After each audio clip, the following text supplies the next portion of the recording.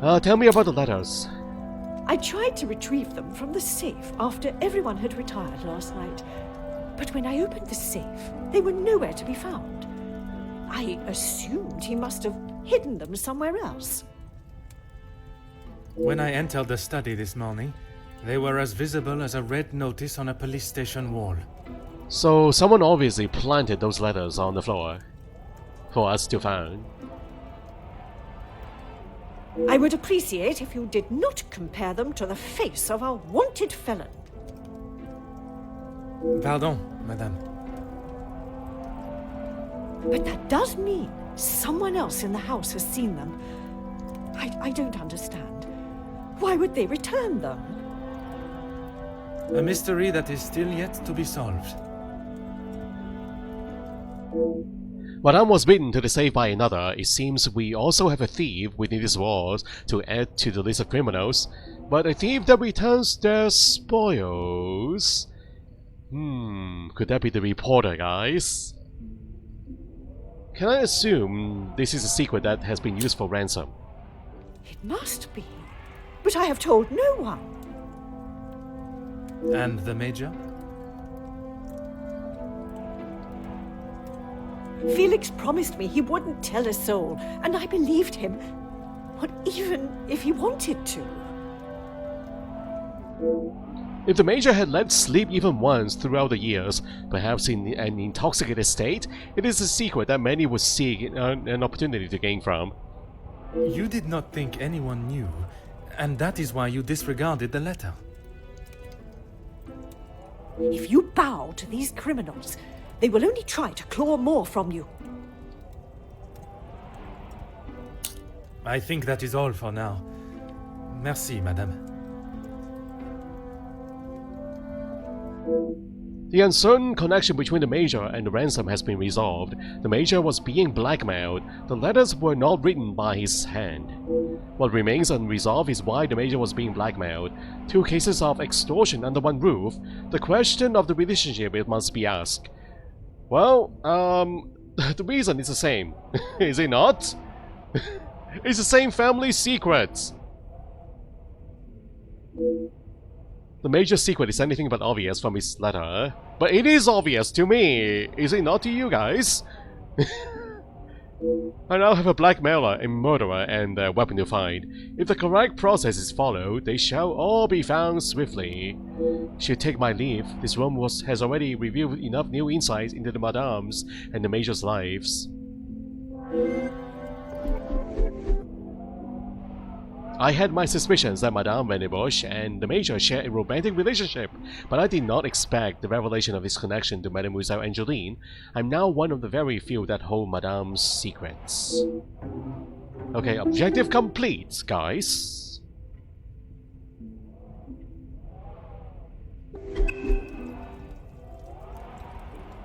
Is there another mind map? No.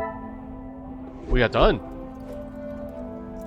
Is this really necessary? This is totally unnecessary. I think that is all for now. Merci, madame. Goodbye. It's time for us to go.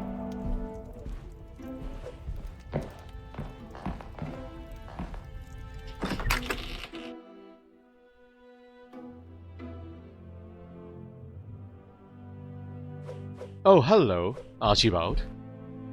You waiting on me? Detective Poirot, how is your investigation coming? Why are you so nosy? Monsieur Sterling, I must admit, I have learned much more than I was expecting to. You'll be wrapping the case up soon, then?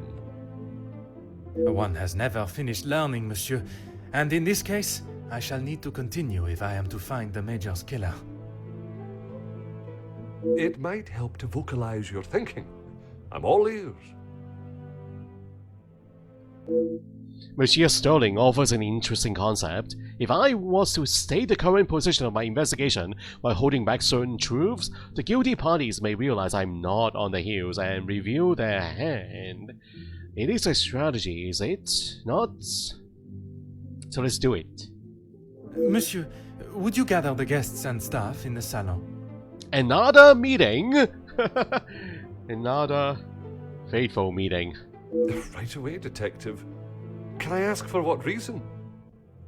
For theatrics. I shall reveal all once everyone is together. It is chapter 6. A new chapter. Oh, a crowded room, guys. Everybody's here. Chapter 6, The Search. Who is playing the piano? The union leader. He played the piano. Detective, what is the meaning of all this? Madame, I ask that you all lend me your ears for only a few moments. What I have to say is of great significance to everyone. You are all invited here to celebrate the engagement of Mademoiselle Angeline van den Bosch and Monsieur Gédéon Demire, the coming together of two prevalent families. But the celebrations were short-lived, as Major Felix Egan was found dead in his study by a young servant of the house. It then became my responsibility and obligation as a detective to uncover the truth behind his demise.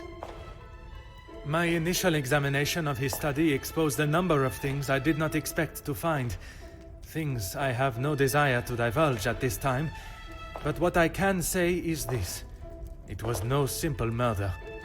A letter demanding ransom for a continued silence confirmed this.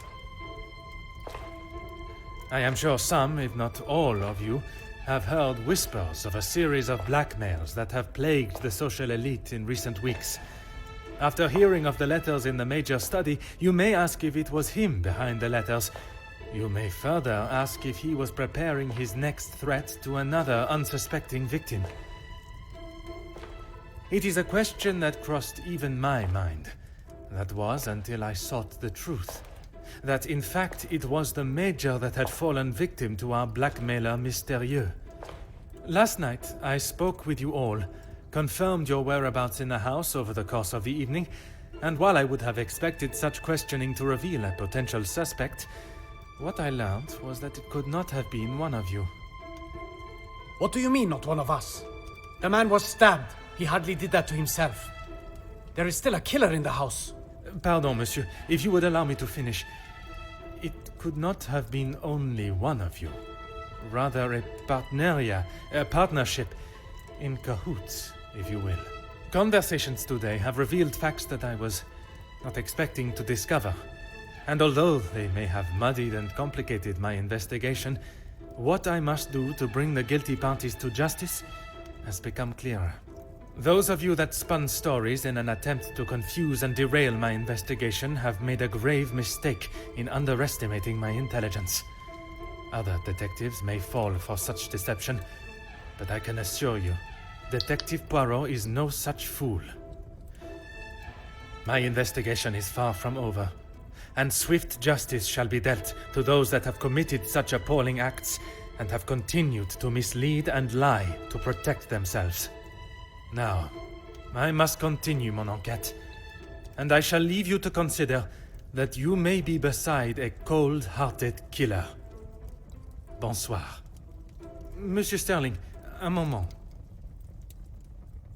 He gave a speech. Quite the speech, Detective. Merci, but it was not made to entertain, more to warn the guilty parties that I am hot on their heels, no matter how clever they believe themselves to be. Well, if there is anything I can do. I like to search a guest's bedrooms. Is that really necessary?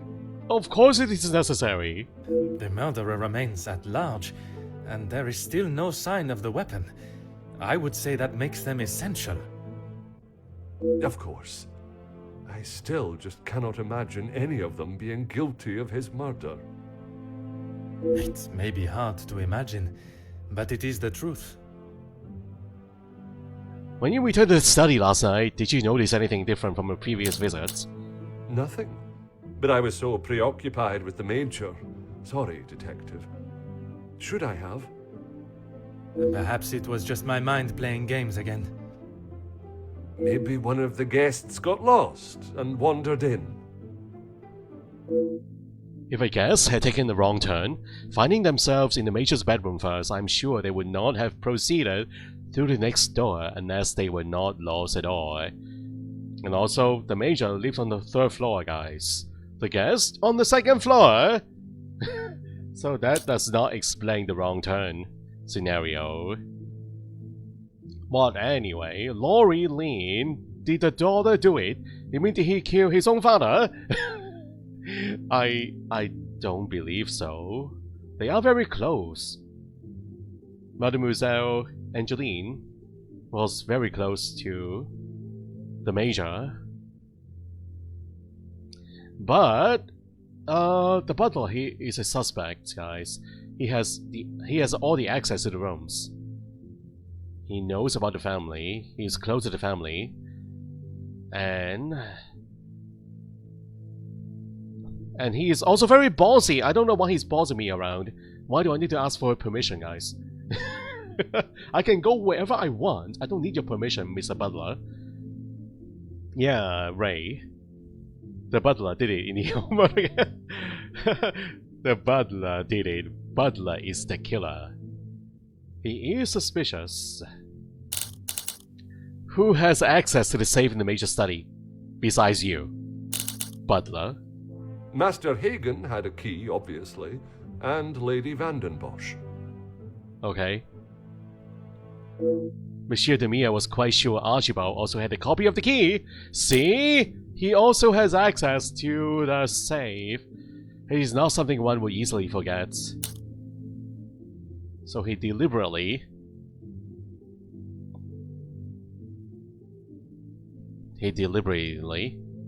did not say that he has a key. Regarding access to the safe, you have seen its contents before? When requested, aye. If something is required from there when Master Hagen is not around. Forgive me. If he is not around, how is it you access this safe? Aha! It's not what you think, Detective. What I think is that you have been trusted with a copy of the key, and you have lied to me about it. I only lied because of the trouble I can get into with Lady Vanden Bosch. So she does not know that you have a copy of the key? At this moment, monsieur, you should be more worried about the trouble you shall find yourself in with the law. Yeah. I know how it will sound, but I lost my key. I You must have lost set the it key? down somewhere, and it has been tidied away. Master Hagen asked so rarely for me to go in the safe, I didn't think it would be missed. Monsieur Sterling's story of his lost key strikes me as rather coincidental. The Major's safe is broken into with documents ransacked, and letters involving Madame Van der Bosch's secret left out. It is a crime with no apparent purpose. And there's a matter regarding the home task that we must discuss. I should have said this morning. I'm sorry. Monsieur, I am not quite sure you understand the severity of what has happened. I am well aware, Detective. I just thought she would be able to help. Would you allow a man with a smoking gun to remove his bullet from a victim's chest? I suppose not. That was stupid of you. I understand that Monsieur Sterling was only trying to help, but surely he must have seen what he could do for the integrity of my investigation. I would like to begin my searches now. Since it is closest, I will start with the West Wing. I may not be back when you return. Here is the key to the other rooms. Please return it when you're done. Merci. I shall guard it with my life. First, let us pay the Comtesse a visit. Where's her room? Near my map unlock. Before I can accuse anyone of the crime, I must be sure if they were working alone or with another. And this is a perfect opportunity to find evidence of any collusion and look for the murder weapon. Oh boy. So, key to the East Wing rooms. Archibald allowed Margos to check the body.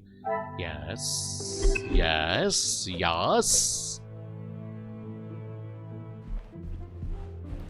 So, Margot's room. We came to the right place. Let's search her room first. Home desk Margot's. Should make myself known before entering. Entrez.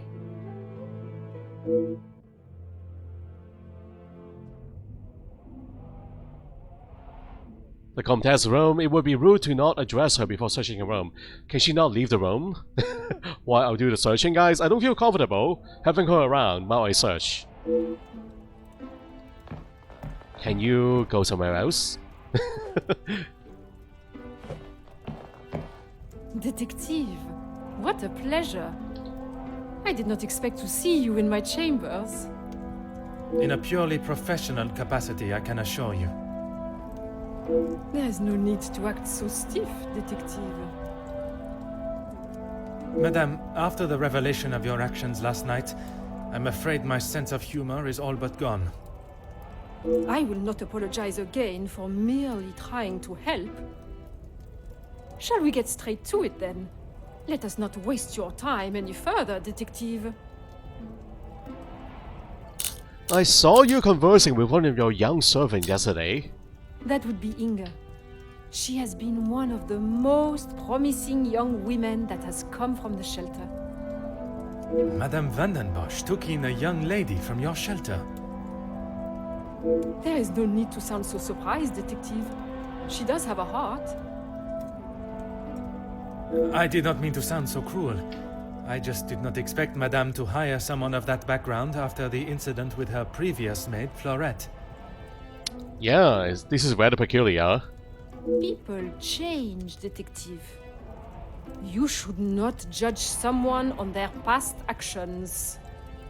Believe me, Countess, I know that only too well. I commend you on your dedication with the women you help. It is most honorable. Be careful, Detective. That almost sounded like a compliment. It is your actions in this house that have been questionable, Madame. Your work outside is something that many more could take note of. We do what we can.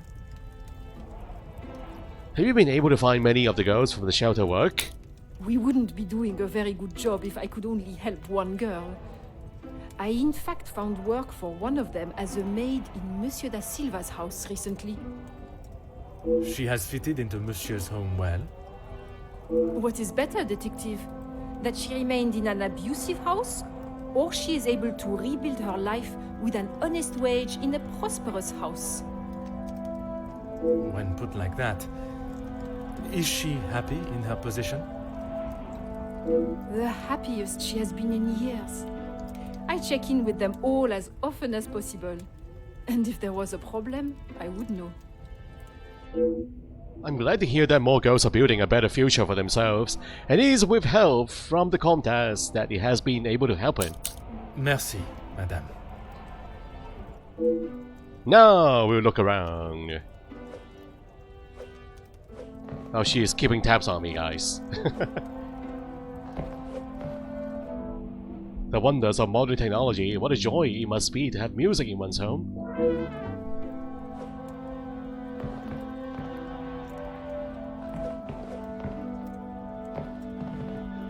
Oh. The chance to play is very tempting, but I shall save myself the embarrassment.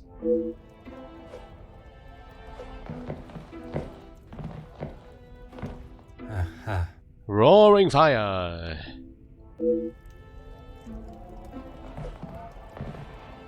The grandfather's clock, the time and skill it takes to build such a wonderful piece. It is an art form. Ooh, what is that? A first aid kit? Ah. A first aid kit full of medical equipment, bandages, plasters, antiseptics, and a pair of scissors. And a package.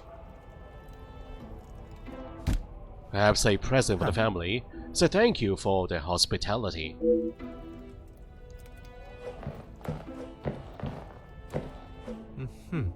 Plants lean and rely on each other to survive, something we as a species could take a lesson from.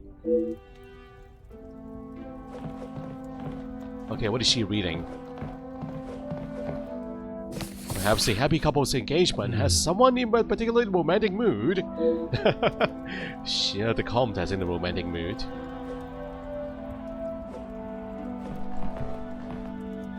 So, the only thing I find out of the ordinary is a first aid kit.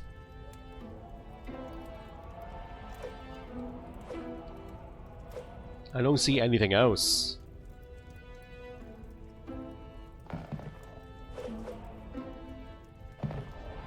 Go ahead, detective. Perhaps I was a little rash with my response to you examining the Major's body. A compliment and now an apology. Well, detective, you certainly have changed your tune. There was something I was still unsure of. You mentioned that your training was some years ago. From my days as a nurse, oui. If that is so, why would you have brought several pieces of equipment usually found in a physician's bag? One must always be prepared, detective. Prepared? At an engagement celebration? If I had not brought them, I would not have been able to assist you last night. Perhaps you should be thankful for my precaution and not so suspicious.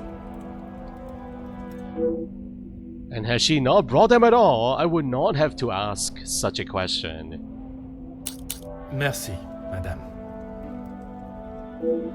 So she came prepared, guys. I believe that is all. Time to go.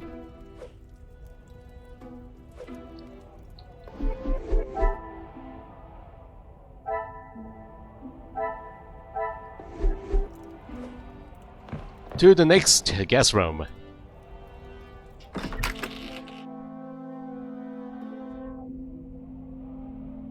The ever-guarded Jacqueline Conrad. It is time I should question her on her conversation with the Major before searching her room.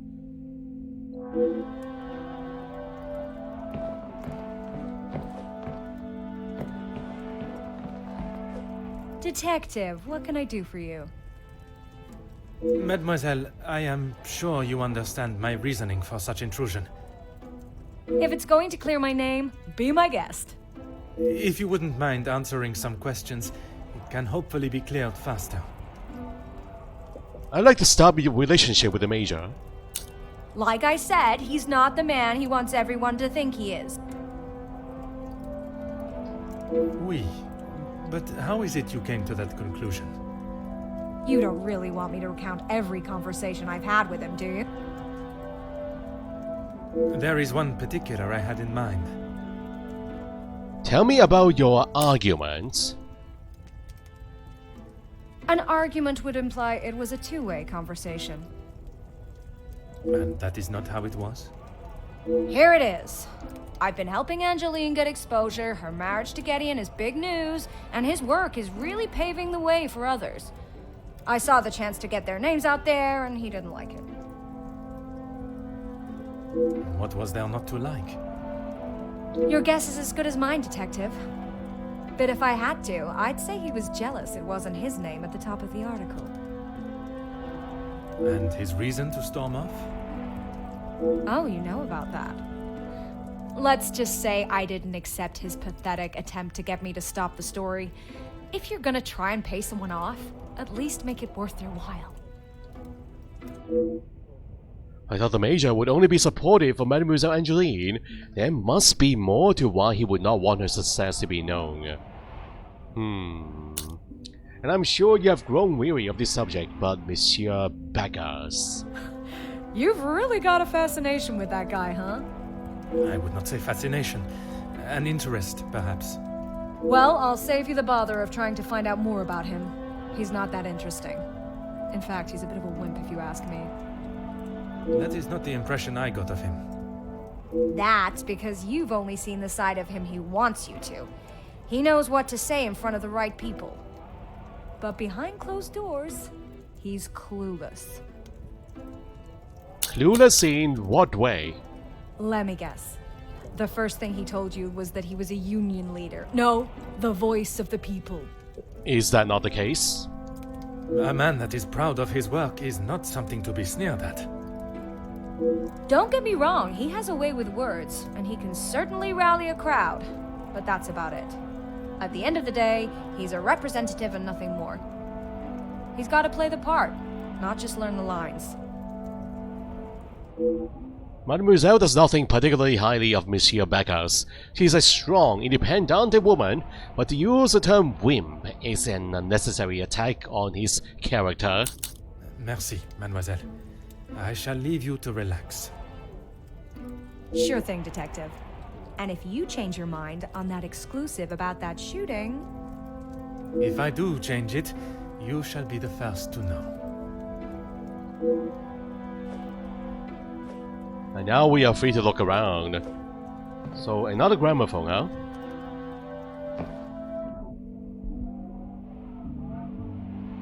The wonders of modern technology again.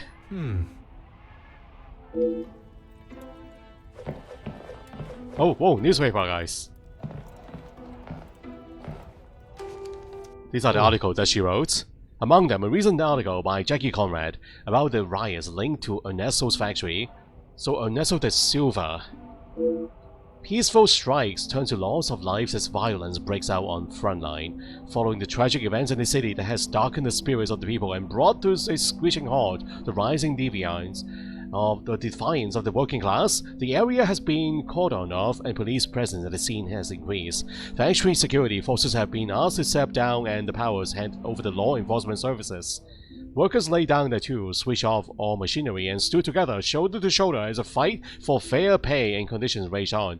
What started as peaceful protests by those employed at the factories has turned into a battle of class, with support for the workers coming in from all over the city. Although reports have not been confirmed, sources say that the violence broke out following a second-wave surge of supporters. Official numbers have not been published, but it is believed that as many as 8 workers have lost their lives in the fighting. The workers' front line has been considered as a representation of the people and working class of Belgium that now refuse to work in such demanding conditions for such a demeaning and insufficient wage. Chief Commissioner LaRose has confirmed that the outbreak of violence has resulting civilian deaths are being investigated and an official statement has to be made in the coming days. Jacqueline Conrad.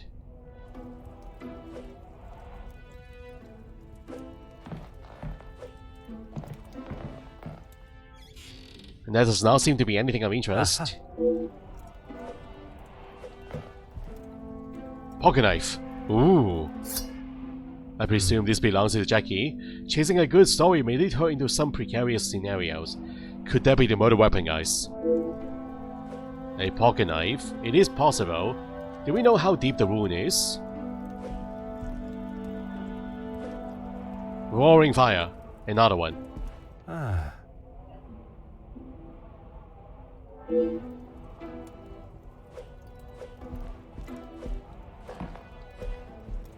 Cluttered workstation. Jackie has set up a makeshift office in her room. She must bring her work with her everywhere. Mr. Antigue spotted leaving the Velvet Tickle Friday at 11:15 p.m. Campbell House has been poaching off neighboring land, boar, deer, and duck. Maggie to follow up. Mrs. Bonte found her husband in a marital bed with a young maidservant. Testament from maid needed. Mr. Daniel overheard the cackling crow speaking poorly of King Leopold. King Leopold? He said questionable ideas. We'll say doubtful, skeptical, and shady. Notes from Francis by Monday. The typewriter. Her little chest. And that is all. So let's talk to her again. Go right ahead, Detective. I was surprised to learn Monsieur de Silva and the Major worked together. All Felix cared about was money and filling his pockets with it. That's why he got into bed with De Silva. The Major was not in need of money, though. Need and want are two very different things. Did he need to move here and leech off the Madame? No, but he wanted to. But he is also the one who needed to take out a loan in order to pay the ransom money, guys. He had to take out a loan. So tell me your opinion of their work together. As far as I know, De Silva hired him to work security. He was worried what could happen to his precious factories if things got ugly. And your reporters were there to cover the story when it did turn that way. Okay, so the protest happened in the Silver's factory, guys. I wonder if Monsieur Bacchus was involved or not. He is a union leader, the self-proclaimed union leader, so he's gotta be in the protest too. My reporters go where there is news to be told. And you predicted the violence that occurred? Anyone could see that was gonna happen. If you ask me, Hugo should have acted sooner. Merci, mademoiselle. I shall leave you to relax.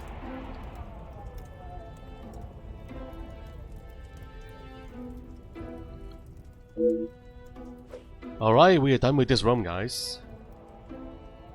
Moving on to the next guest.